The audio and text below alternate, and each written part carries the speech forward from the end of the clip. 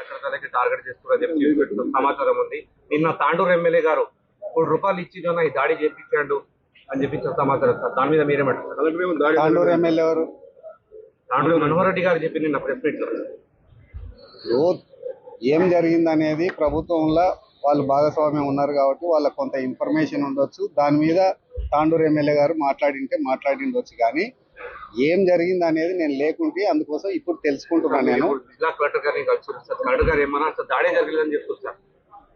దాడి జరగలేదు, రైతులు దాడి చేయలేదు అని చెప్పి కలెక్టర్ గారు చెప్పిండ్రు. కానీ కొన్ని అసాంఘిక శక్తులు మాత్రం తప్పకుండా దాడి చేయడానికి ప్రయత్నించారనే విషయాన్ని వాళ్ళు క్లియర్ గా కలెక్టర్ గారు చెప్పిండ్రు. దాడిని తీవ్రంగా ఖండిస్తున్నాం, తీవ్రంగా పరిగణిస్తున్నాం. ఎందుకంటే ప్రజాస్వామ్యంలో దాడులకు తావులేదు. ఒక ముఖ్యమంత్రి నియోజకవర్గంలో అభివృద్ధి చేద్దామని చెప్పి ఒక విధంగా ప్రయత్నం చేస్తుంటే ఇలాంటి అసాంఘిక శక్తులు అభివృద్ధి జరగకుండా నిరోధించడం కోసం ఈ విధంగా కుట్రలు చేసి ఈ విధంగా దాడులు చేసి అధికారులను భయపెట్టించి అధికారులను పని చేయకుండా చేద్దామనే ఉద్దేశం ఏదైతుందో ఆ ఉద్దేశాన్ని మేము తీవ్రంగా ఖండిస్తున్నాం. ఫార్మా కంపెనీ అగ్రరాజున టీఆర్ఎస్ పార్టీ ఎట్టి పరిస్థితుల్లో పెట్టొద్దని చెప్పి చెప్తున్నారు. మీరేమంటారు? మీరు ఇదే ఫార్మా కంపెనీ పేరు మీద ఇబ్రహీంపట్నం నియోజకవర్గంలో 1000 ఎకరాలను టీఆర్ఎస్ ప్రభుత్వం సేకరించింది. మరి అప్పుడు ఏ విధంగా సేకరించింది? ఇప్పుడు ముఖ్యమంత్రి కాన్స్టిట్యున్సీ తన నియోజకవర్గాన్ని అభివృద్ధి చేద్దామని చెప్పి వేలాది మంది వందలాది మంది యువకులకు ఉద్యోగాలు ఇప్పిస్తామని చెప్పి ముఖ్యమంత్రి గారు ప్రయత్నం చేస్తుంటే ఈ విధంగా అడ్డుకోవడం అనేది కేటీఆర్ కు హరీష్ రావుకు ఇది తగదు. ఏ విధమైన బట్టి వెనుకడుగు వేసే ప్రసక్తి లేదు. అక్కడ తప్పకుండా ఇండస్ట్రీస్ వస్తాయి. ఫార్మా కంపెనీ కాదు, ఇంకా రకరకాల ఇండస్ట్రీలు వస్తాయి. అక్కడ పారిశ్రామికంగా చాలా ముందరికి తీసుకుపోయి చేసి అభివృద్ధి చేయడం జరుగుతుంది. కాంగ్రెస్ పార్టీ టీఆర్ఎస్ నాయకులని మాజీ ఎమ్మెల్యేలను టార్గెట్ చేసి ఈ రోజు జన భయమంత్రాలు చూసి అక్రమ అరెస్ట్ చేసిన ఈ రోజు నరేందర్ రెడ్డి గారు కూడా అరెస్ట్ అయింది. దాని మీద మీరేమంటారు?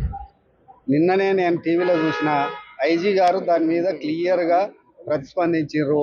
ఎవరైతే ఆ ఇన్సిడెంట్ లో ఎవరెవరికి భాగస్వామ్యం ఉందో వాళ్ళని మాత్రమే తప్పకుండా వదిలిపెట్టేది లేదు. వాళ్ళని తప్పకుండా కేసులు కడతామని చెప్పిండ్రు. దాంట్లో ఎవరెవరికైతే ఇప్పుడు 55 మందిని కస్టడీలోకి తీసుకొని అందరినీ ప్రశ్నించి దాంట్లో ఎవరికి అయితే భాగస్వామ్యం లేదో వాళ్ళందరినీ సగౌరవంగా ఇంటికి పంపించడం జరిగింది. ఎవరైతే ఇన్వాల్వ్మెంట్ ఉన్నారో వాళ్ళని చట్టపరంగా తప్పకుండా యాక్షన్ తీసుకోవడం జరుగుతుంది. ముఖ్యమంత్రి మీరు సోదరిగా ఇక్కడ కొడంగల్ నియోజకవర్గం వికారాబాద్ జిల్లాలో ఇటువంటి సంఘటనలు జరగడం రాష్ట్ర వ్యాప్తంగా ఇది అంత చర్చ జరుగుతుంది. దాని మీద మీరు ఏమంటారు? ఇది చాలా దురదృష్టకరం. దీంట్లో టీఆర్ఎస్ శక్తులు యుక్తులు అన్నీ పనిచేసినాయి. వాళ్ళందరూ కలిసి ఈ విధంగా ప్రయత్నం చేసి కొడంగల్ నియోజకవర్గాన్ని ముఖ్యమంత్రి పేరు ప్రతిష్టలను భంగం కలిగియాలనే ఉద్దేశంతో హరీష్ రావు కేటీఆర్ ఈ విధంగా ప్లాన్ చేసి ఈ విధంగా అడ్డుకుంటున్నారని చెప్పి చెప్తున్నారు. ఇప్పుడు అక్కడ రైతులు కాదు అరెస్ట్ అయ్యేది, టీఆర్ఎస్ కార్యకర్తలు అని చెప్పి ఈ రోజు మహేష్ రెడ్డి గారు చెప్తున్నారు, ఆనంద్ గారు చెప్తున్నారు. మీరేమంటారు? మహేష్ రెడ్డి గారు చెప్పినా, హరీష్ రావు చెప్పినా, కేటీఆర్ చెప్పినా ఏ టీఆర్ఎస్ కార్యకర్తను ఎవరిని వేలాది మంది టీఆర్ఎస్ కార్యకర్తలు ఉన్నారు కొడంగల్, వాళ్ళందరినీ అరెస్ట్ చేస్తున్నారా? ఆ ఇన్సిడెంట్ లో ఎవరెవరికి భాగస్వామ్యం ఉందో వాళ్ళని మాత్రం తప్పకుండా ఆ టీఆర్ఎస్ కార్యకర్త కావచ్చు, ఇంకెవరైనా కావచ్చు, ఏ అసాంఘిక శక్తి అయినా కానీ వదిలిపెట్టే ప్రసక్తి లేదు. గ్రామాలలో ఇంటర్నెట్ సర్వీస్ తీయడం కానీ అక్కడ తాండావాసులను భయభ్రాంతులకు గురి చేయడం కానీ మీరు ఎలా చూస్తారు? భయభ్రాంతులకు గురి చేయడానికి ఏముంది? ఎవరంతా వాళ్ళు స్వేచ్ఛగా ఉన్నారు. అరెస్టులు ఎలా చూస్తారు? అరెస్టులను ఖచ్చితంగా అరెస్ట్ చేయాల్సిందే. ఎవరికైతే పాత్ర ఉందో వాళ్ళని తప్పకుండా అరెస్ట్ చేయాలి. ఎందుకు చేయొద్దు? ఇప్పుడు అభివృద్ధి చేస్తుంటే అభివృద్ధి చేసి నిరోధకులను తప్పకుండా చట్టపరంగా నీకేదన్నా ఇబ్బంది ఉంటే బాజాప్తా కలెక్టర్ గారు ఎప్పుడైనా ఆఫీస్కి రావచ్చు, కలెక్టర్ గారికి చెప్పొచ్చు, ప్రభుత్వానికి చెప్పొచ్చు, ఎవరికైనా చెప్పవచ్చు. కానీ దాని ముసుగులా మేము దాడులు చేస్తాము, అధికారులను భయపెట్టిస్తాము, కలెక్టర్ను కొడతాము, చంపుతాము అనే విధంగా మీరు ఒకసారి గమనించండి, వీడియోలు చూడండి. ఎంతెంత లావు రాళ్ళు తీసుకొని కార్ల మీద వేసినరో మీకు చూస్తే తెలుస్తుంది. ఇట్లాంటి వాటిని కూడా హరీష్ రావు కేటీఆర్ ప్రోత్సహిస్తామంటే మరి హరీష్ రావు కేటీఆర్ కూడా మల్లన్న సాగర్లా వందలాది మంది రైతులను రాత్రంతా ఊర్లు తిప్పి కొట్టి ఇచ్చేసి ల్యాండ్ అక్విజిషన్ చేసిరు. ఇప్పుడు అట్లా ఏమైనా జరుగుతుందా? ప్రజాస్వామ్యయుతంగా ప్రజలతో సంప్రదించి ల్యాండ్ అక్విజిషన్ చేయాలని చెప్పి కలెక్టర్ గారు, అడిషనల్ కలెక్టర్ అందరు అధికారులు అందరూ వచ్చి అక్కడ కూర్చొని మాట్లాడి నచ్చజెప్పి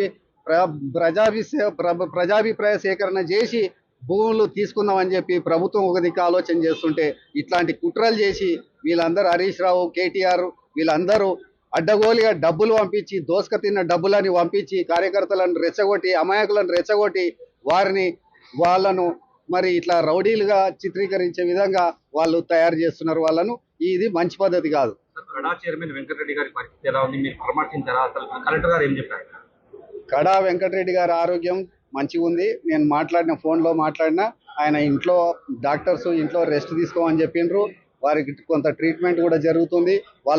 వారి చెవికి మరి దెబ్బ తగిలింది, దానికి కూడా ట్రీట్మెంట్ జరుగుతుంది. ఆయన ఇంట్లో రెస్ట్ తీసుకుంటున్నాడు.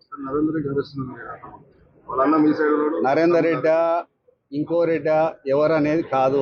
దాంట్లో భాగస్వామ్యం ఎవరికి ఉన్నా చట్ట పరిధిలో వాళ్ళకి అది తప్పదు. చట్టం తన పని తాను చేసుకుపోతుంది.